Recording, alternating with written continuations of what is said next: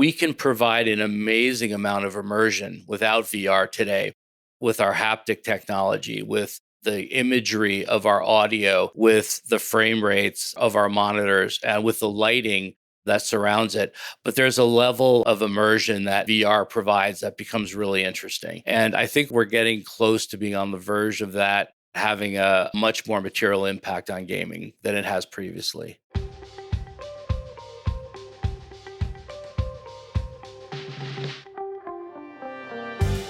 This is CES Tech Talk. I'm James Kotecki. CES 2023 is January 5th through 8th in Las Vegas. We are here to get you hyped and get you smart about the world's most influential tech event.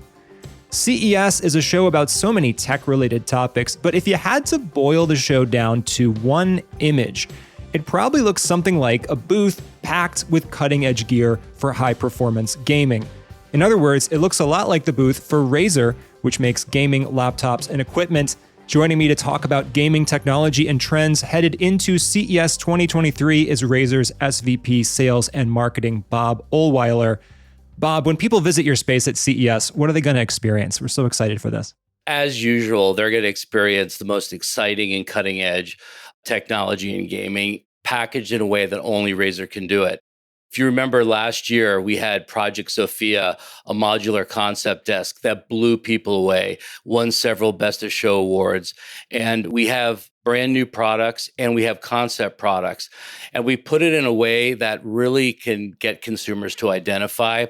And we have our product managers out there. We have the people who actually make these products out there for people to talk to. We get ready for CES all fall, and my team is working round the clock to make sure it's amazing. I'm going to be there. The whole team's going to be there. So not only do you get to see great Razer products with the future laid out for you in our concepts, but the team who's actually making those products are there in the booth, and we can't wait to see the gamers who show up and get to take it all in. When I think of a gamer, I might have some image in my mind of what a hardcore gamer is, but how do you define that? It's a really good question. We have people who break things down into segments, but a gamer is a gamer. A gamer has some fundamental things that they want. They want great experience. They want great sound. They want accuracy in the controls of the game. They want high frame rate. They want to be able to be heard with their team.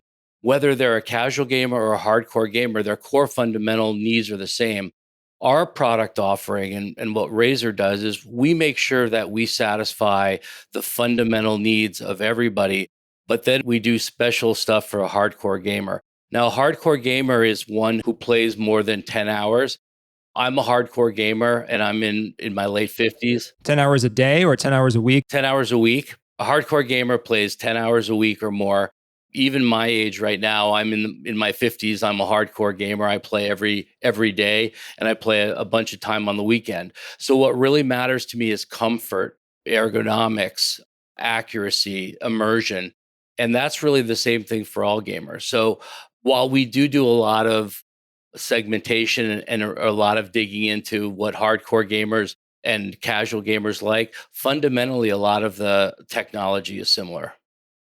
And I think that idea of a gamer being under 30, under 40, as you mentioned, that's probably changing quite a bit. When I visited my grandparents in their assisted living facility, I think, gosh, when my generation moves into places like this, we better have really good Wi-Fi because I'm just going to want to be gaming all the time.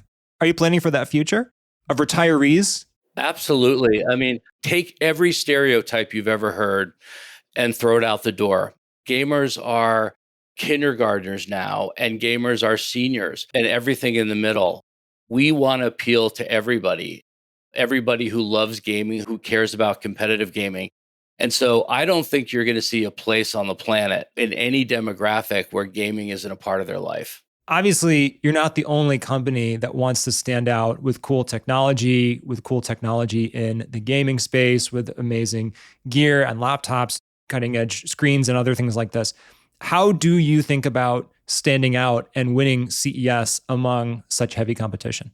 A lot of things in the world go back to really fundamental basics. And for Razer, when Min started the company years and years ago, the motto of the company is for gamers, by gamers. And everybody at Razer is in some way or form a gamer. We've got a lot of hardcore gamers. We have console gamers, we have mobile gamers, we have PC gamers. And so the heart and soul of everything we do comes from fellow gamers. We don't have to go do anything that's deliberately unusual or deliberately trying to position ourselves differently. We just have to be ourselves. And when we are ourselves, we're also our consumer. We're also the gamer that we're trying to delight. And in fact, one of the reasons why we don't hire booth people at CES, we really bring the employees who work on our products.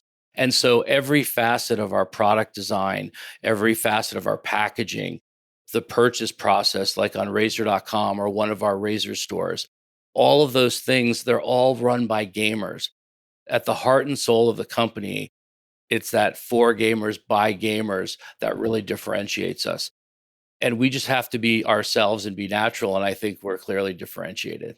When you and other Razer employees are playing games, you could plausibly make an argument that, it's work related on some level, right? Because you're probably using your equipment and just testing that out on some level, even though you're having fun.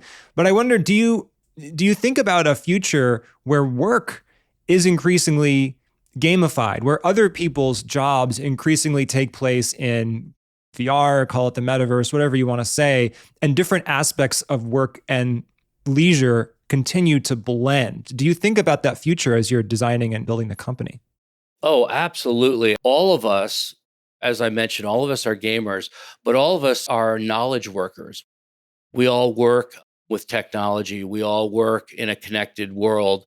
We're all experimenting now with the metaverse. If you look at the last few years in the world, where the world was locked up in their homes and many, many people turned to gaming, many of our products were used both for work from home, school from home, as well as gaming. And more, you see that gaming tends to build information technology products that are by far the cutting edge. They're the most powerful, they're the most interesting. And if you want to look great as a streamer, you're going to use a Kio Pro webcam. But if you want to look great on a board meeting, you're going to use the same webcam because the frame rate, the definition, all of those things work well in the knowledge work world as well as they do in the gaming world. So gaming is a natural place for that conversion to be led. But having said that, our design center is always going to be for the gamer. And I know that in a format like this, where we're talking before CES, there's some things that you probably can't say about the products, but can you give us any teasers, any hints? What should people really be excited about or thinking about as they get ready for CES 2023 and what Razer is going to be bringing? I'm glad you let me off the hook with your question, because obviously we are so careful about what we share before things. But what I can tell you is that if you think about the gaming that we're all doing today, you're going to see two levels of things. Number one is you're going to see how we're taking today's gaming to the next level. And we're going to be showing all sorts of new products that really bring gaming to the next level on a computer side, on a peripheral and accessory side, in mobile gaming, in console gaming, and in PC gaming. On another level, and we do this because I think of our confidence in ourselves and our confidence in our vision. We're willing to expose our view of the future. And we always show some concept product. And that concept product, in many cases, it does make it to real product down the road, but in some cases it doesn't. But we're not afraid to share the concept of our future that we will show people when they get to our booth in CES. And we're really proud of that. Everyone who comes to our booth, they're going to see the innovation of the now, and they're going to see our vision of the future. I mean, we've all seen visions of the future in science fiction movies and read about it in books about people controlling games and other kind of computer interfaces in interesting ways with their minds, in full body haptic suits. And when we think about the future, there's a lot of different possibilities. I wonder, is it almost easier from a philosophical perspective just for you to tell me, are there things that Razer definitely will not be doing in the future? Are there any constraints that you just kind of put on yourselves as a company of like, we really think the future is not going to be about that, at least not for Razer? I've been in technology for my entire career. Razer is configured. We do research and development. We're heavy in engineers, heavy in product managers, like any technology company. Our company feels like a cutting edge technology company. But a lot of times, Min will talk about our company and call us a gaming lifestyle company. So we also view ourselves as a gaming lifestyle company because we're so far out in front of the industry. And so, look, we've done things like chewing gum, we've done things like drink mixes, t shirts, clothing.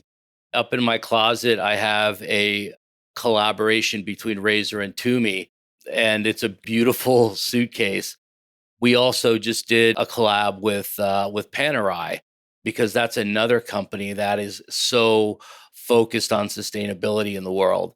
So there's about 500 Panerai, Razer Panerai watches out there floating around that are ready to buy in limited quantities. So to answer your question, we don't see any limits on what we can do. We will explore things. We'll try. If we succeed, it turns into a line of business for us. If it fails, we put it on the shelf and maybe we come back to it. For example, years ago, we were one of the early innovators in AR. We did a thing that was an open source AR that was trying to bring some of the smaller players as well as the larger players into the business. It really wasn't time yet, so we kind of put that on the shelf, but we're expecting to do more products and more things like that as that technology really comes to fruition. And how much of this is driven by feedback from game makers? So if a game maker is creating a new game, do they sometimes push you or ask you, hey, can you create a different way to actually interface with this game outside of the traditional methods that exist? I would say the best way to describe it is an ongoing relationship of collaboration. While we're in talking with the studio about bring to life their current set of games or games that they're working on within our current technology of Chroma, for example, and how to bring the level of immersion of a game to a higher level of height because of the lighting and coordinating with the game. We may get into a dialogue around something in the future. That dialogue, that collaboration can often end up into innovation that we start working on.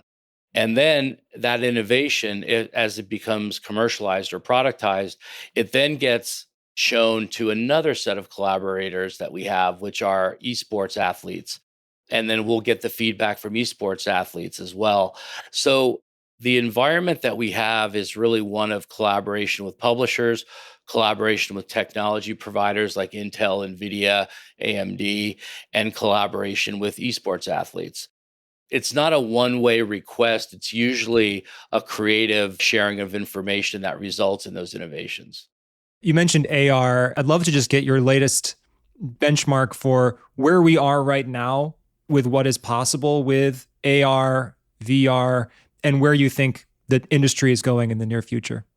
Yeah, I think when I was talking about AR, I was more thinking about VR. There is a lot of interesting stuff with AR as well. But when VR originally came out, it had a promise, and I think everyone's expectation was that promise was a little bit closer.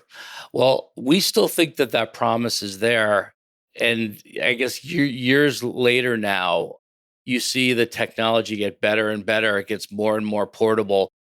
And even if you take a sidestep for a minute and you look at the technology like cloud gaming, where a lot of the heavy lifting is done on servers, and then the video and audio are piped into the local device. This gives an amazing amount of flexibility, and it allows the consumer to have an incredible experience without having to carry around 100% of the computing power. We think that VR is really at a place where it's now starting to become very interesting. We can provide an amazing amount of immersion without VR today with our haptic technology, with the imagery of our audio, with the frame rates of our monitors, and with the lighting that surrounds it. But there's a level of immersion that VR provides that becomes really interesting.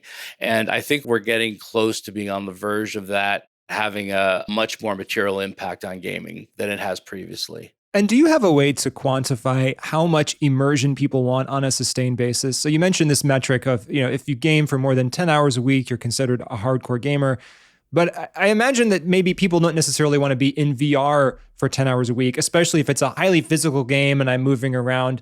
There's times when even if I had the best VR system in the world and it was fully immersive, I would probably rather sit back on my couch and play something casually. And so do you have a sense to quantify how much people actually want to be in a fully immersive VR world? I don't think I can satisfy that question quantitatively. What I do know is that even a hardcore gamer who's maybe playing on a team who plays 10 hours a day and they're practicing all of the time, when they're out with their friends or when they're sitting on a subway, they'll pull their phone out and they'll play some mobile games. So today, many of us are multi platform gamers already. We play mobile in a casual setting, we play PC gaming when we're in a full immersion mode, and we might play console, Xbox or PlayStation 5 when we have a bunch of friends over. So already those different platforms play a role in a gamer's life. I just see VR coming into a gamer's life very similar. There's going to be titles and experiences that are best served by that form factor, and that's going to become a slice of gamers' playtime. As that becomes more material, then there'll be some research and we'll start understanding better how big of a share of the pie that becomes. But I don't see there being a genre of VR gamers where somebody will only play VR. I think it's going to be most of the early adopters of VR are gamers that play a lot of hours.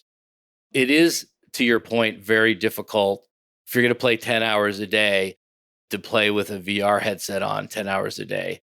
But the comfort and lightness and technology is getting better all the time. So anyway, we tend to view the world as there's fewer and fewer of single platform gamers. And so I think what's going to be interesting is how big of a pie that becomes. We'll certainly report that back to you as that data comes out.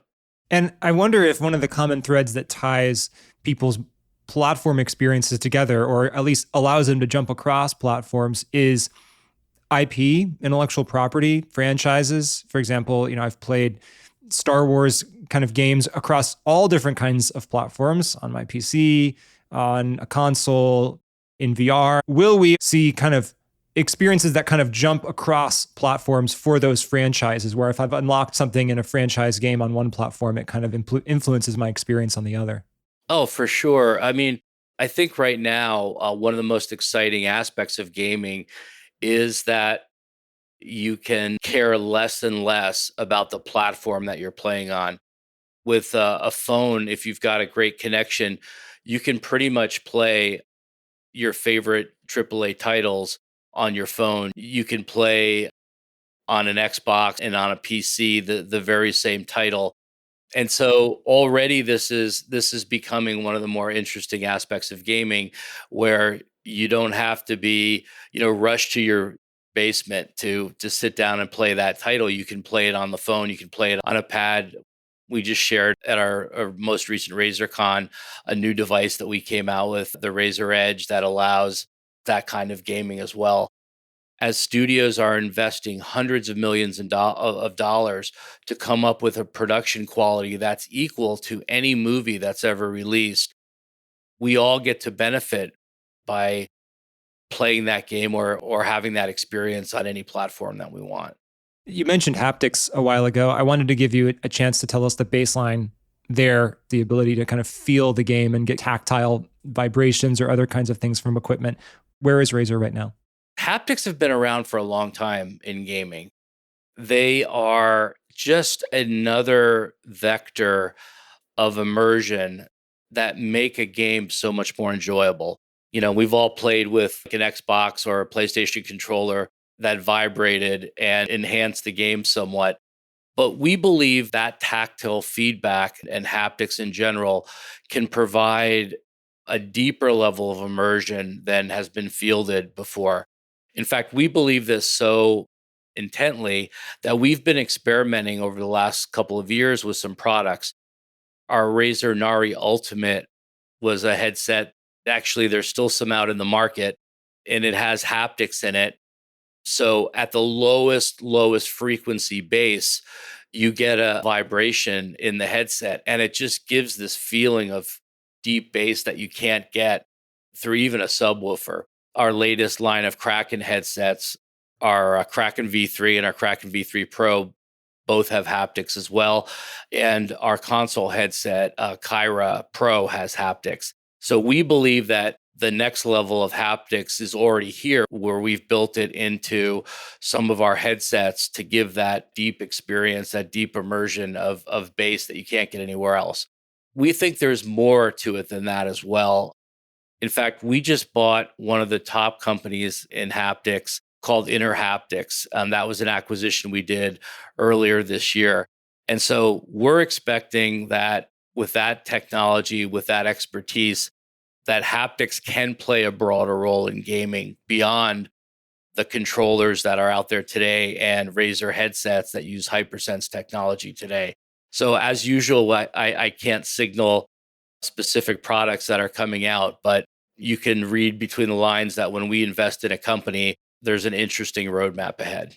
Well, we got to give people a reason to show up to CES 2023 and see your stuff in the booth. So much of this is your brain filling in all of the gaps to create that fully immersive experience, whether that's graphics, sound, haptics. If all those things are working together and giving you like 80% of what would really be felt in reality, your brain will pretty easily do the last 20%. I assume that's kind of what you rely on. Yep, exactly. There's really two vectors as we're developing and refining our products. One of the vectors that we have is full feature immersion, where it's about creating this amazing experience. And so the headset line that goes with that is our Kraken line. The keyboard line that goes with that is our Black Widow line, all fully featured, a lot of lighting and things like that. And then for the advanced hardcore gamer or pro gamer, we have a set of products that's focused on just pure solid performance.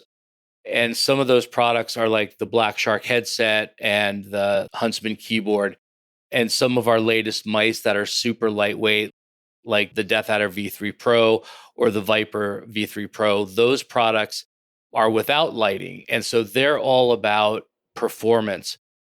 Haptics may or may not move across those, but the execution, one execution could be around immersion, and the other could be around providing an advantage in tactile sensory input that allows a professional or a very competitive gamer a little bit of a competitive advantage by giving them a sensory input that they didn't have before.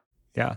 And by the way, as the marketing guy, I have to say, you have such cool names for all of your products. They all sound so aggressively animalistic, but in a cutting edge technical way. I'm not sure if that's the way that you would describe what you're going for, but I think that's very cool. I think our CEO, Min, has incredible instincts on both the product itself as well as the naming. And I agree with you. I love the naming of our products. It's part of the fun. A key theme of CES 2023 is this idea of human security for all, which is about how technology improves human life in all sorts of fundamental ways. How do you see Razer fitting into that?